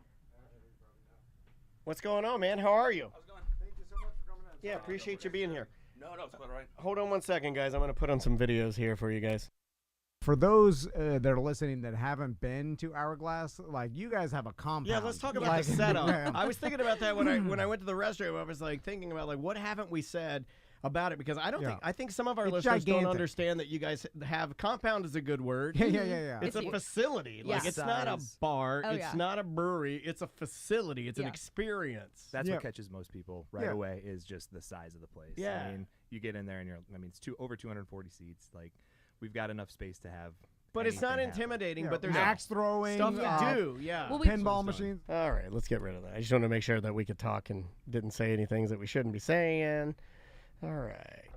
Get your microphone on. Can you hear me okay? Yeah. Okay, cool. All right, and we asked that you just get about an inch off of that guy. Let me kill that. And, oh, my wife is going to study. She's taking a class right now. Bye, babe. There we go. All right, Mr. Van. Would you like to start here? I do have a Weird Job song. All right, here we go. 3, 2. Welcome to A Corporate Time with Tom and Dan. I'm Tom. I am Dan. So we have a subscription service called BDM. Yeah, man. And if you, by now, a lot of people know what it stands for. I get if not, I actually BDM. get tired of explaining what it. Best damned members. And that or a lot of other things. Yeah, a lot of other, yeah, could be a lot of other things. But you can go to tomanddan.com and subscribe. And once you're a member, we do 2 private BDM parties a year. We also do a BDM Appreciation Week where we offer a $5 BDM T-shirt and some gifts sent in every T-shirt order from our sponsors. And we do an event around that time. Then another private It's BDM really fun. event. It's a cool community. We're gonna do some other stuff with our Twitch guys. I was just talking to them. They want to do like a impromptu pizza party and maybe one of our watering holes. I mean, we're always trying to do extra stuff. And the BDM community is really the group, the Facebook group, all of that. It's awesome. Yeah, and there's a lot of subgroups that are BDM groups. Outdoors, record parenting. collectors, parenting, all kinds of pets. There's BDM NARP group. There's BDM growers and showers. Yep, plant singles, looking for a job. Subaru group. Maybe you got an old fish tank that you don't want anymore and you want somebody to come pick it up. They got that. And there's a sliding scale of And if you really want to price. cheat on your significant other with one of our members and ruin your family, that's the number one thing that we... yeah. I feel like that's the number one thing we've created in creating this community is that you guys get in there and you're wild animals and you break your families apart. We've been doing this for a little over 10 years now, and we've seen people meet at BDM meetups, get married, have kids, and their kids are already in school right now. Yeah, ridiculous. 100%. Let's do some weird jobs. All right, I have a very special Christmas weird jobs. Well, I'm trying to create these AI songs, and this one I tried to like go in a Christmas kind of a festive theme. Okay, and not bad. Little Clarence Clemens, like Bruce Springsteen's saxophone player, you know. Tom wanted to do a bit. He called it Weird Job Wednesday. I like that little sax on there. Dan really liked it. Tom said that's bullshit. Another Weird Job Wednesday. I don't want to edit it later. What are you doing? What is your job? Are you neat? Are you tidy? Or are you a fat slob? Do you make lots of money and you sit up in your tower, looking down on all the people that are working by the hour. Weird Job Wednesday, just another Weird Job Wednesday. Oh yes, it's Weird Job Wednesday, just another Weird Job Wednesday. Thank you, Tom. I like that. I like the heartfelt thank you, Tom, at the end. Because he's just like, you know what, he doesn't really sing it at the end. He's more like, he's really like heartfelt and speaking to you. And he's like, hey, thank you, Tom. Like very casual. The Wednesday before Thanksgiving, the biggest party day or bar day of the year. Yeah, this is where you go out and you go and you reevaluate all of the girlfriends you used to have at the, like you go to the bar in your small town you used to live in, and then they all come, and then you size them up, and you're like, got fat, boob job is gross. I thought it was just because you wanted to get drunk before you had to spend time with your family. Well, you do that, but the whole time you're there, you're sizing up everybody. You're like, is my job the best? Do I have the best partner? Are my kids the smartest? So Matt is in studio with us. How you doing, Matt? I'm good. How are you? Thanks for being here, man. So Matt is actually a client of Barton Crystal's. Oh, awesome. And Crystal told me that she was like, Matt, one of my clients, has a really unique, interesting job. He does. You should interview him for Weird Job, and that's what we did. So, Matt, what is your job? I'm a touring special effects technician. Okay, so what does that mean? Yeah, I mean, that could mean a lot of things, though, like, honestly, because you look at, like, what... And how concerts, you know, are kind of like taking shape, and that could mean many, many, many, many things. You know what? No offense, Matt, but when you have a complicated job title, you need to simplify it for everybody. Because if someone asks me what my job is, I'm like podcaster. They're like, got it. Yeah. Even though they don't. But everybody does that.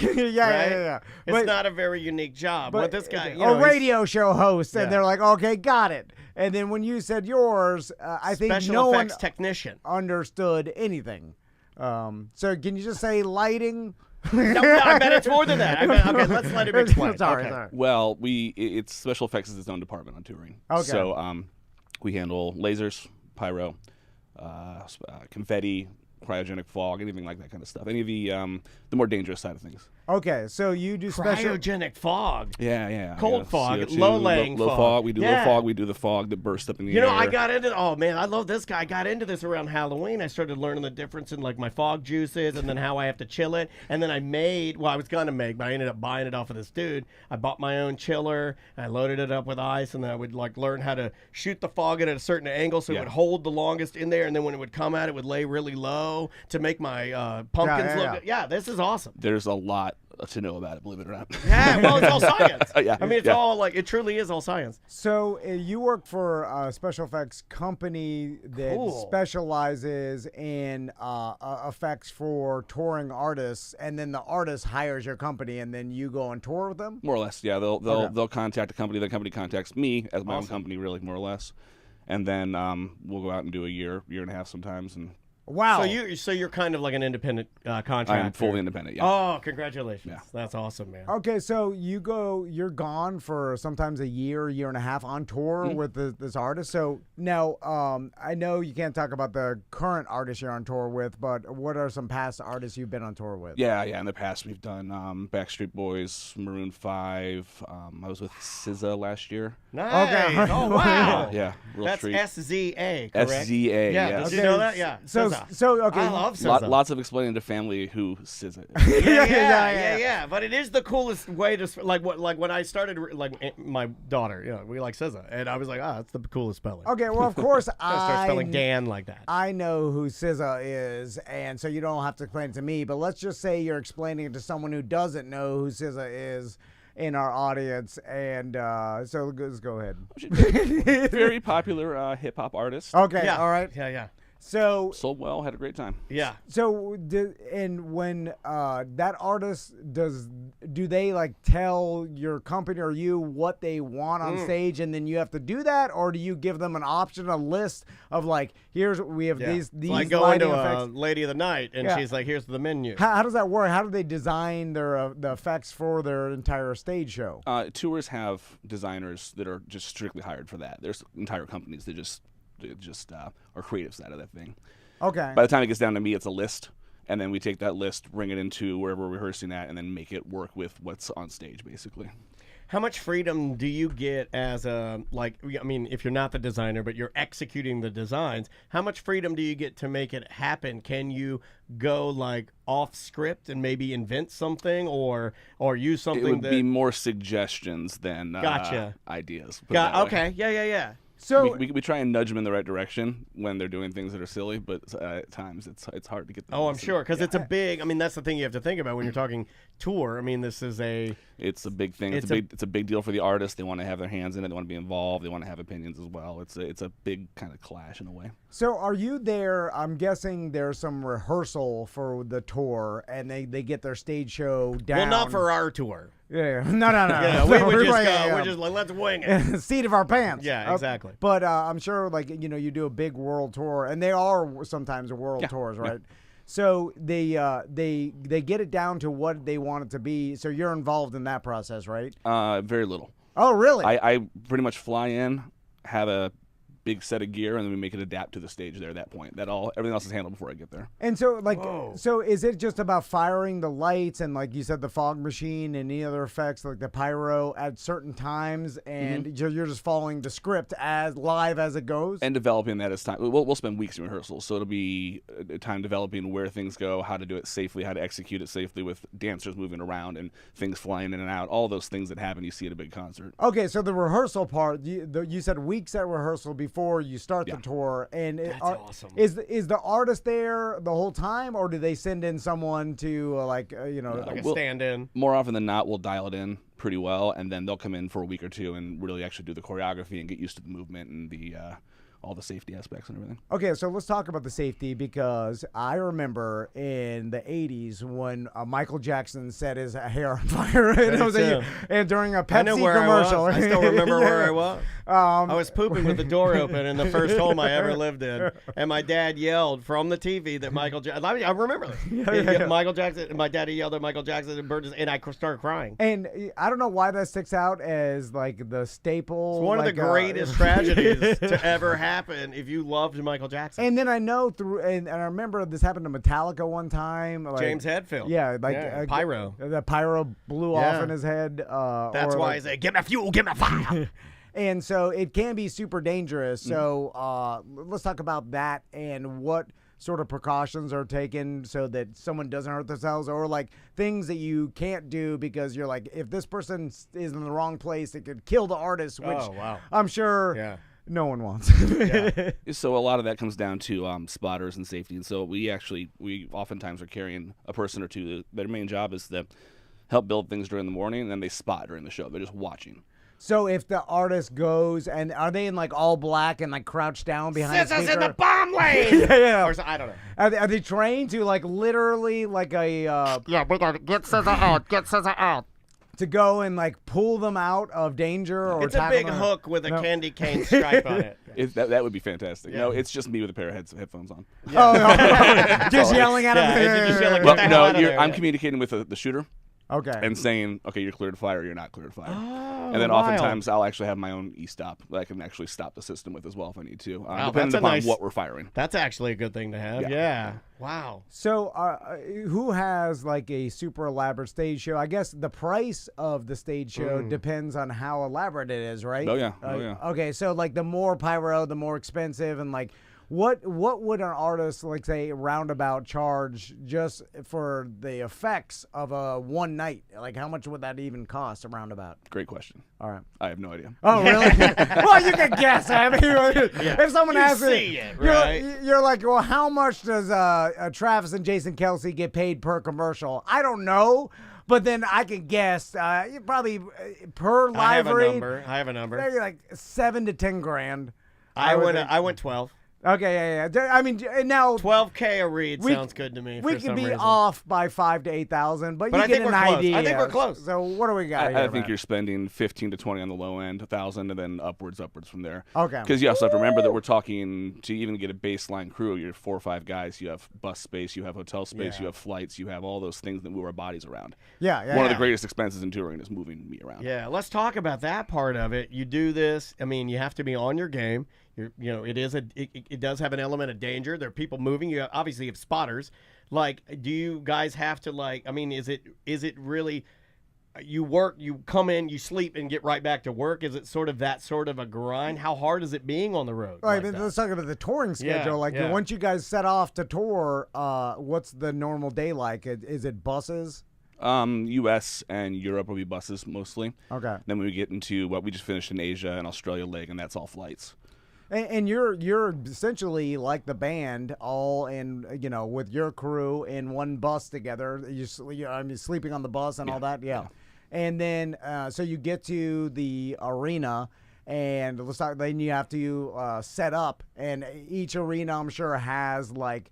Has a down pat. Yeah. Flaws, yeah. And flaws. Lots of them. Yeah. And because just like venues, like, Do you have favorites and least favorites? Oh, you will, yeah. And you'll walk into places, kind of hungover and a little tired at 7 a.m. and go, oh, I remember. Oh, yeah. And you forget that it's really going to be a long day. This one's. Yeah, like I thought it's funny, like when people are talking about venues, I think that, well, you and I think about it because you've planned a lot of events for our show. But I don't think many people think of like how difficult it is just to, like, you have this big building that has a lot of pathways that can't be moved, and you have to figure out how to get an insane amount of equipment built correctly. These Legos built. 25, 30 trucks sometimes going into a room for the day and then leaving that night. Okay, says the stage. You get there. You start. How long until stage is built, roundabout? Well, you have riggers starting at about 5 a.m. probably. Jesus. Stage units start going in around 7, 8, 9 a.m. depending on the two, where they'll be ready to roll by noon, 1.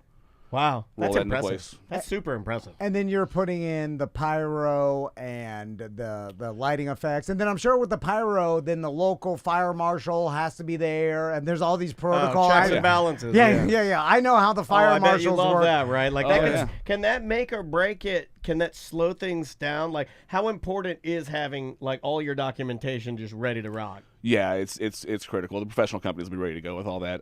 The more fly-by-night companies roll in and they don't have the paperwork, and then the marshal starts giving the whole tour a hard time. They can get on you about all sorts of stuff if they really want to. Yeah. So it's like best to just be on. Oh yeah, have your paperwork ready to go. Yeah, print it out, ready to rock and roll when they walk in. This is the boring part that and everyone just wants to see SZA on stage like freaking killing it. That you don't think about like didn't have our permit, so there's no meeting with a new fire marshal every afternoon. Yeah, it's a great time. Yeah. By the way, when I grew up, I thought a fire marshal would be, they would see a lot more fires and explosions. They're just hassling people. Based on the 1980s fire marshal Bill that I grew up with the character, I thought it was going to be, let me tell you something, he's going to be crazy and have some sort of burns on half his face. And it's usually just an old, grumpy old man that was a fire chief. He doesn't even want to be there. That's getting paid, his fee of $800 to drink his coffee and hassle you. Yeah. And then he never really has to deal with any explosions or any danger at all. He just yells at the people. I don't even think he yells. He just like shut her down. Yeah. Or just stands there. And he's like, they pay me to be here. So the pyro that you have, do you have to pack all that? Do you have like a special pyro guy that only handles all the explosives and and then I'm sure that has to be stored in some sort of special case while you're traveling? Well, I'll say one funny thing real quick about the fire marshals is when you travel with the big pop artists, oftentimes the day you come to town becomes training day for all 20 people of the department. Okay. And you have 20 people standing on stage to watch the pyro demo, and it's like, hey, what are all these people? We're all training. Are you? Because they want to see the famous person. Who will you stand there and test the pyro with SZA? I get it. I would probably be one of those people with my daughter. So touring-wise, pyro, we ship ahead. We'll ship 5, 6, 7, 8 shows ahead. And then we have a large metal bunker with a giant lock on it that's fireproof and just travels with us everywhere it goes. Gotcha. We also have another, a person in your style of career, a lifer in our Twitch chat room, Jackal, our good friend Jackal. He does a lot of this. And you're basically cracking him up with how everything you're nailing about it. He's like, oh, yeah, this guy knows.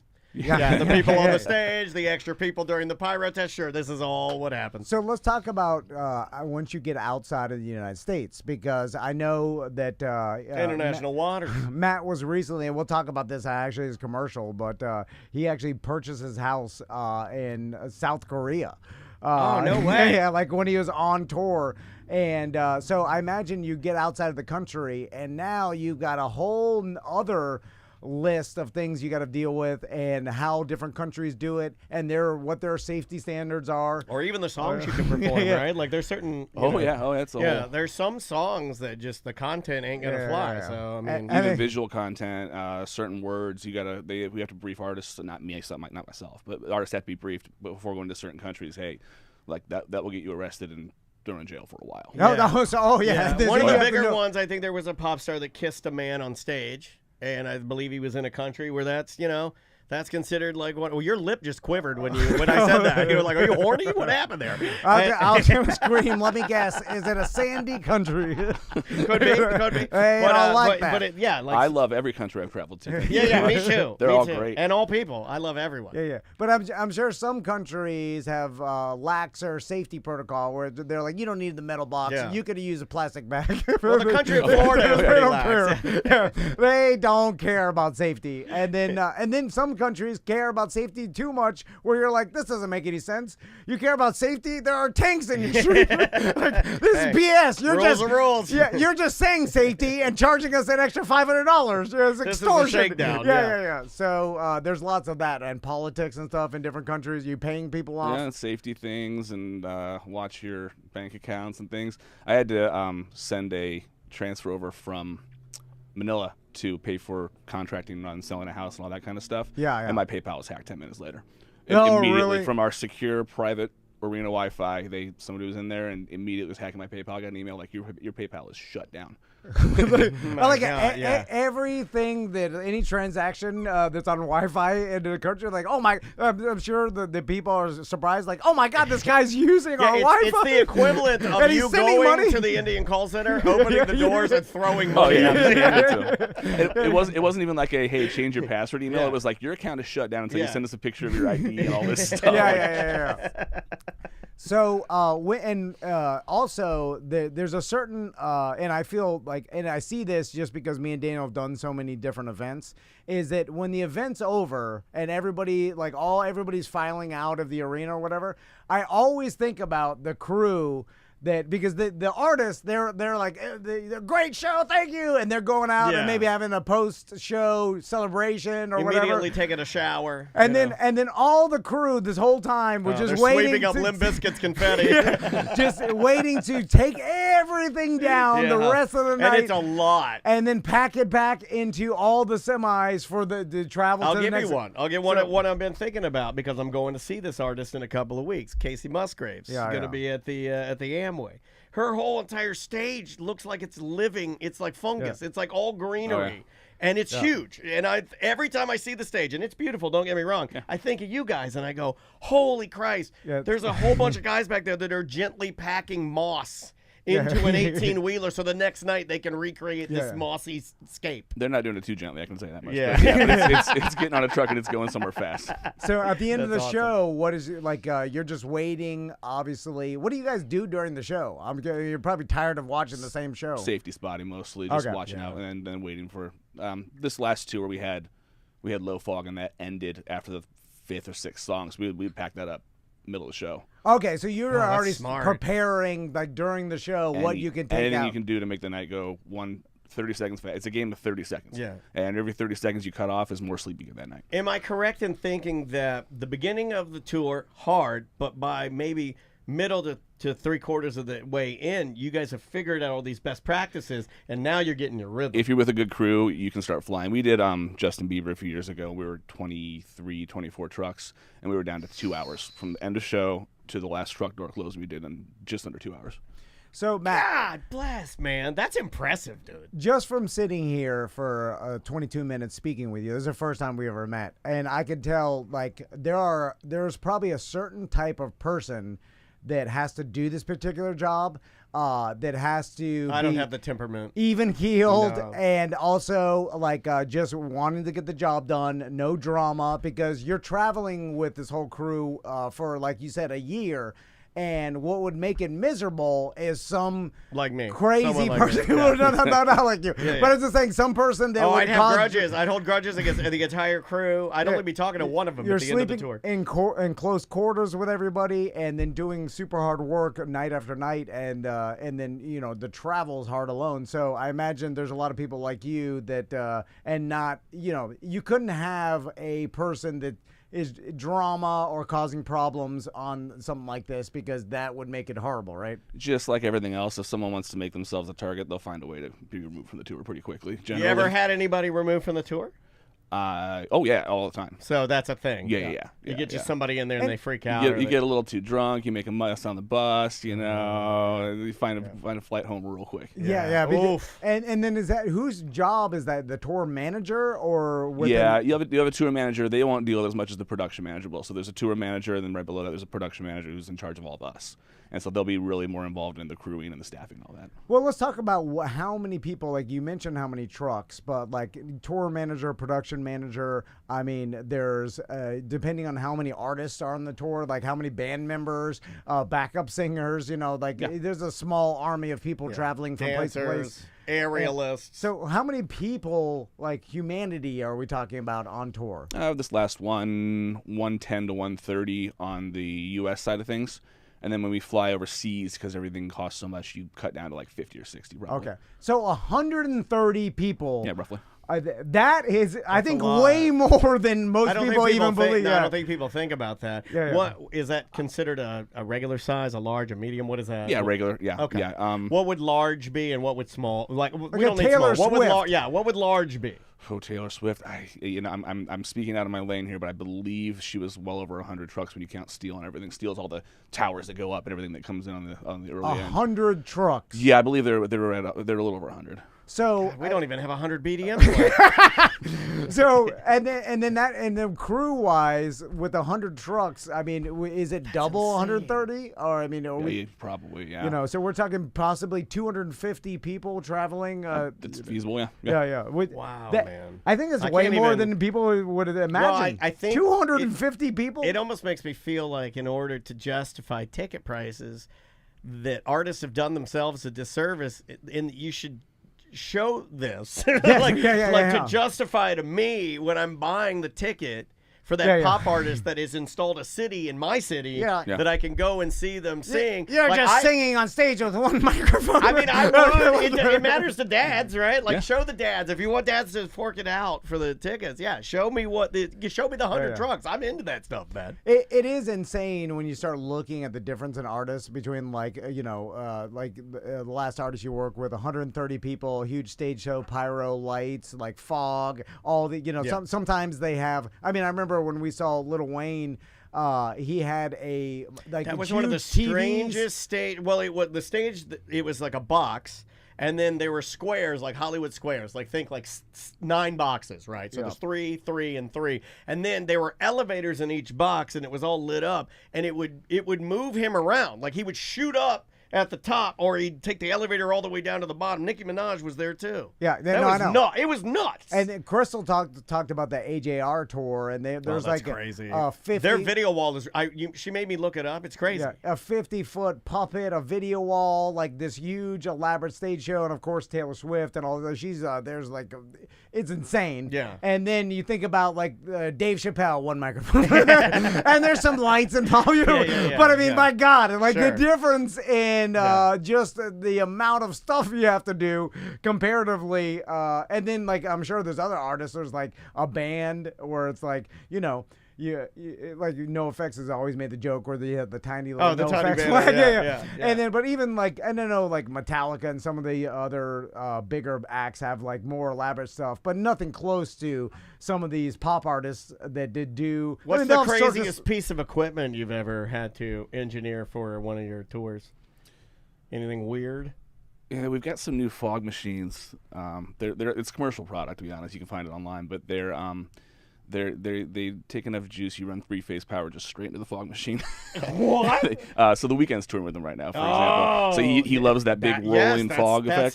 That's his thing. Yeah, they're these massive. You have to run 3-phase feeder out to each fog machine in the stadiums. That's crazy. That's insane, dude. How much interaction do you have with the artists when you do these tours? No. None. It's one of the fastest ways to find a plane ticket home, to be honest, in my opinion. You always be pleasant, always say hello, wave, smile, be polite, but you don't want to fly too close to the sun or you'll find a plane ticket home real quick. Yeah. And have you seen that happen where there's some like a fanboy on tour with you? And Hi, they're Travis Pastrana. Over and over and over again. Let me show you. Is it one of the number ones? That's one of the fastest ways to get fired is to start flying too close to the sun, to be with the dancers, to be with the artists. At the end of the day, if you look at the importance of what you do, we are very important in what we do backstage, but at the end of the day, I'm much faster to be replaced than anyone on that stage. Oh, yeah. Now, I get that. Well, let's just say Tom Van's on tour with you, right? And I'm Wait, are you a greenhorn? Yeah. I'm a good lifter, so I'm just muling Bad stuff back spotter. and forth. Don't have this guy, no safety spotting with this guy around. My God, yeah. everybody'd be dead on tour. And then let's say, like I got my shirt off. This is an alternate reality. Okay. Or do you the have your future. shirt off? This Why is do the you have your future. I shirt got off? divorced. I'm on the T hard now. Yeah. I'm getting double dose. Yeah, you got that extended belly like Big Papa Pump. Yeah. So I'm on tour with you, and then let's say, one of the backup dancers, she's drinking her coffee. She's in a different, because they separate the blue collar. What tour is this? This is Jelly Rolls, right? Beautifully Broken tour. No. I'm thinking more like a Pink. She was just in town. And in Pink, and you're one of the aerialists. Yeah, there's a bunch of the ex Cirque du Soleil girls or whatever. So then there's one drinking the coffee, eating some honey one drunk, methed out Cirque du Soleil girl. yeah. And she's just checking me out because I got my shirt off. One of the highest flyers. And then I'm like, hey, after once we get all packed up, you want to go get a drink? You want to go make love behind the Burger King? Yeah. Or we don't even go get a drink. I'm just pounding her behind some dumpster at the Amway Arena, right? Yeah. And then Matt, you see me. You're like, what? there. Matt's going to roll in one of the sophisticated fog machines, and he hears this. He hears this rhythmic slapping noise. Don't equate me to Sandusky. He hears a rhythmic slapping noise, just like Sandusky. And he looks behind there, and one of the Cirque du Soleil has her yoga pants around her ankles. So then you're telling me, like, dude, you can't do this, man. Like, the tour manager finds out they're gonna fire you. So then the tour manager calls me and he's like, I heard you're banging the lady with the Get silk in here, ropes. Sandusky. And then I'm like, hey, that was after work. I did all my work. I lifted everything. It was just after. So what does it matter? But they frown upon that. It's not that you're interacting. It's that when they find said dancer crying in a corner because they're upset about something with you and that's affecting their performance. Yeah, it's a distraction. It's when things go wrong. It's not when things go right. Yeah. Oh, it will affect her. He's so unemotional about everything. Yeah. In my experience, they just start, they always fall in love, and then they're like, why don't you hug me more? I'm like, oh, God, I came on tour for this?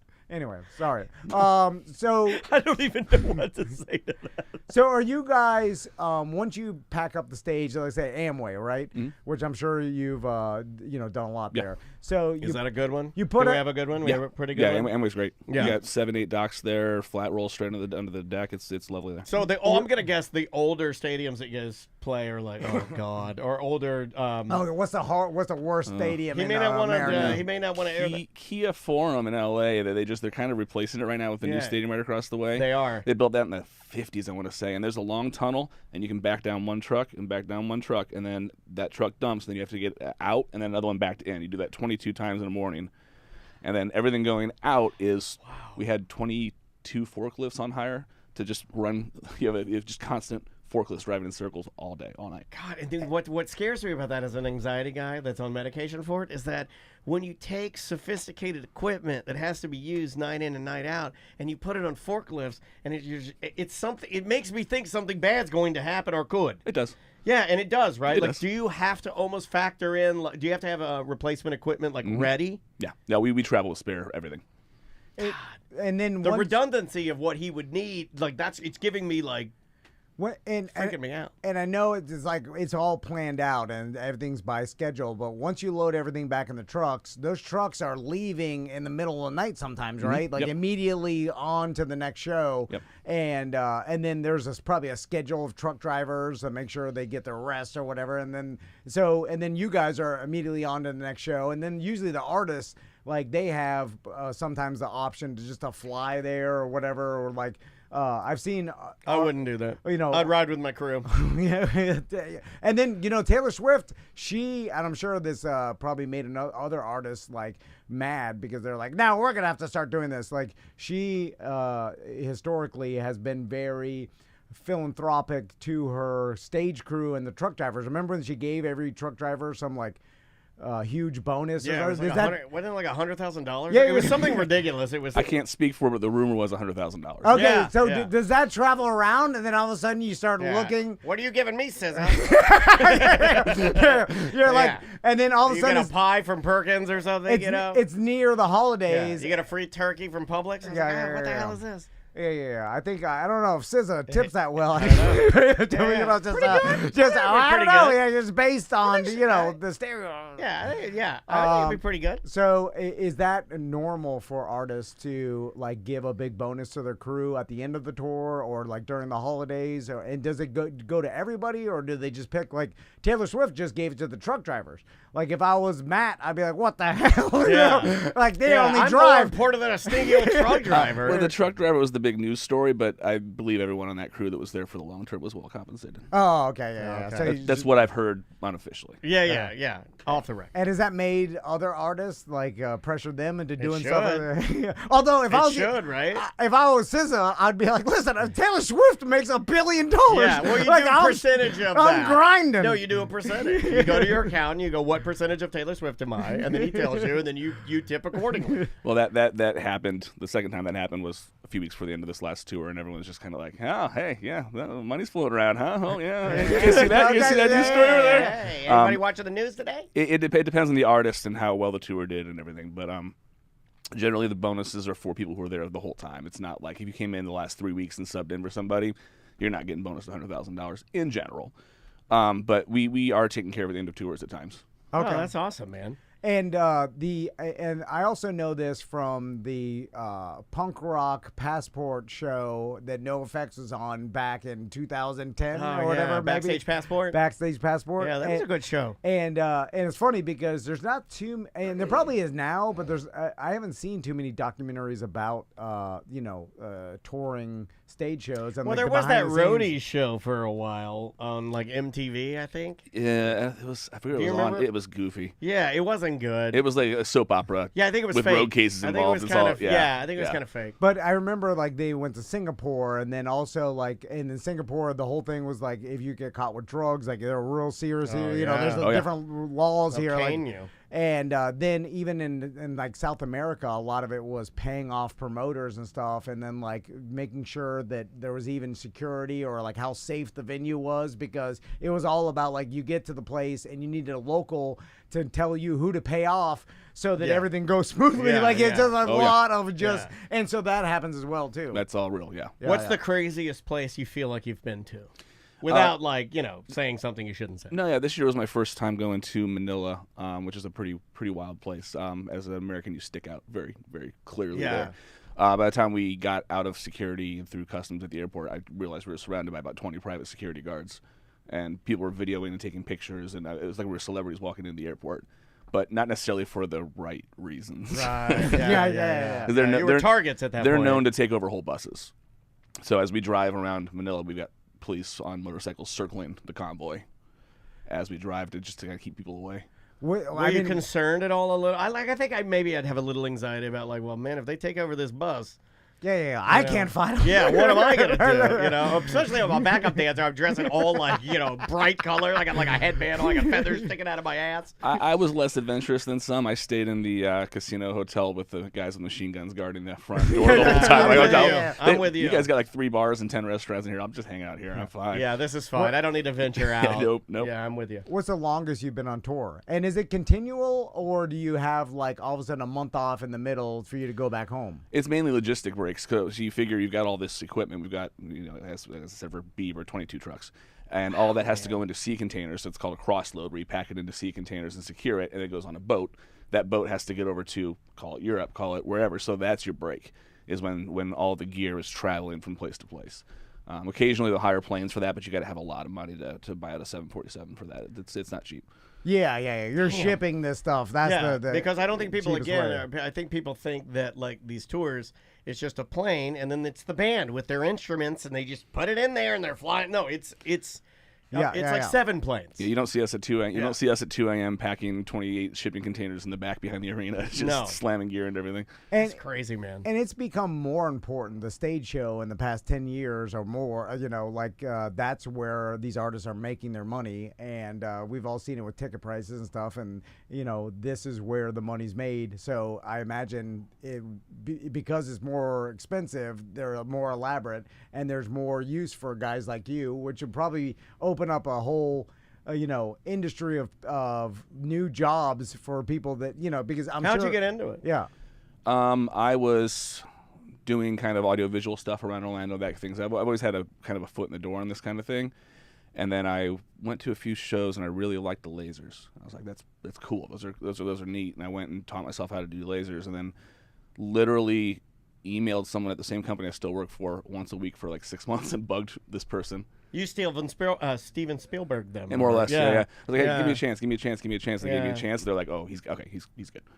Yeah, because it was a passion. You were into it. Yeah. That's dope. So how do people get into this industry if they want to? Because is there a school for it? Do you have to just learn by apprentice work? I don't think I've ever heard of that. And the only guys I know have been self-taught. Do you start as like a low-level intern / you're just hauling Or like equipment a and work your way up? fill-in guy? The way to do it is to have a specialty.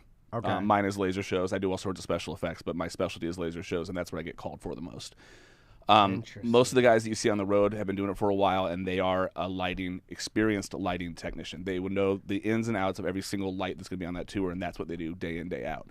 And then being that good at it puts them in a position where they can do it every day very quickly, very efficiently. Man, we've had a lot of weird jobs. You're getting a lot of compliments from our chat room. They love you, and they think this is a really cool weird job. But you just gave one of the single best pieces of advice that can almost go further than just audio. Universal. Find a specialty. That's a really smart. Get really good at it. And find something that you like even. Yeah. It was easy for you to get good at lasers because it seems like you like lasers. Yeah, exactly. That's dope. When you're on tour, do they give you per diem per day as part and all your obviously food and housing is paid for? How much money do you have to spend on tour yourself? You don't have to spend much at all. If you're good about not going out and going to the bar and doing activities in cities and things like that, you can spend almost nothing. Because you're fed 4 meals a day on work days. Breakfast, lunch, dinner, late night. They'll have food waiting for you on the bus. They stock the buses generally with beer, wine, that kind of thing too. So I mean, if you're smart about it, you can save a lot of that money. So essentially, it's kind of like a contractor that would go overseas, and then they. You guys are cruise employees, and then it's kind of like it is similar to a cruise a little bit. Yeah, except your English is way better. And the pay's a little bit higher too. Yeah, I would say a lot higher. What higher than indentured servants, which I think is. This free food is garbage. Bring me more. Yeah, it is pretty interesting. Although the travel you got to get used to. Do you get to? Because I know we're gonna run out of time here. Yeah. But do you get to? This will be my final question. Do you get to I think you do, but do you get to go and when you're there, do you try to tour or see things or maximize the amount of what you would learn from the amount of touring that you're doing, or is that too hard because the job is just really, really hard? You try to. When we're doing a lot of fly dates like we were doing in Asia this year, you generally get an acclimation day in every city if the tour treats you decently. Otherwise, you're really, really burning the candle at both ends. And I'll try and get out for a few hours. There's some days you just I got a nice hotel room. I'm staying here all day. I'm done. I'm out. Yeah. I'm just tired of doing things. Physical too. Yeah, that's another thing people don't think about is this is you're using everything. And by the time you're flying to a new country every 4 days, it's customs lines, it's the flight time, it's all the things you hate about traveling. Doing that every 4 days. Yes, yeah. Oh man. Now, I won't ask you exactly what you make, but on a spectrum of people that do similar things that you do, what are we talking as far as like a salary, or is it? Sometimes we like to go like, what can you make? Is it per tour you get paid? Like, is it once the tour's over, you just wait till the next one, kind of like an acting gig, or? Most places factor in either day rates or weekly rates. Okay. I'm on a day rate, so it's every day I work or every day my time is occupied. So if we're on the road and we have a day off in Alabama, whatever, doesn't matter. You're paid for that occupied day. Oh, okay. Gotcha. Because you're technically there. Yeah. You're not at home, Yeah. so they have to pay you for the time you're there. Yeah. But then when you're actually working and it's like a show date, that's a little more. So it's like they factor that in. Yeah. So for an average technician, depending on their skill level and their day rate and everything, you can start off kicking close to 6 figures probably, and then upwards from there. Wow. And there's a lot of mobility in that if you're in certain positions, people that actually mix the audio for the show or actually run the lights for the show, there's a lot of money being made in that. Last question, chat room. Bunch of people asking this. Most people that do your job or something adjacent to it, single or married? Oh, it's a mix. I am single by choice, for sure. Oh, I wish I was. It's really hard, and a lot of the guys you see them going through it on the road, trying to keep up with family and wives and kids. It's hard, yeah. That wears on people too. So part of the reason I've stayed single is it makes that life a lot easier. Yeah, I Yeah, would imagine. yeah. I don't think I would be able to do it with my family. No. But it does, because I'm sort of, I like my alone time. I am a little kind of interested in this. Sounds like, right? Like, Yeah. if I'd taken a different path, when I hear this, and as much as I like music, and as much as I do like getting, I'm a big technical part. believer, I like the technical stuff, but I like it when people give me something and go, like, just execute this. Mm-hmm. I love getting, I love recipes. Just give me the tasks. I'll get them all done. Don't talk to me. Don't say a word to me. Well, Matt, thanks so much Yeah, for man. participating You in were Weird Job great. Wednesday. Thanks for using Barton Crystal Yeah, to man. purchase your house. Yeah, we appreciate that. From the demilitarized zone in South Korea. That's right. It's just You're crazy. taking the 360 tour. You know? Sorry, you got your PayPal hacked. And we will see you tomorrow. Oh, so we're still on Twitch and YouTube.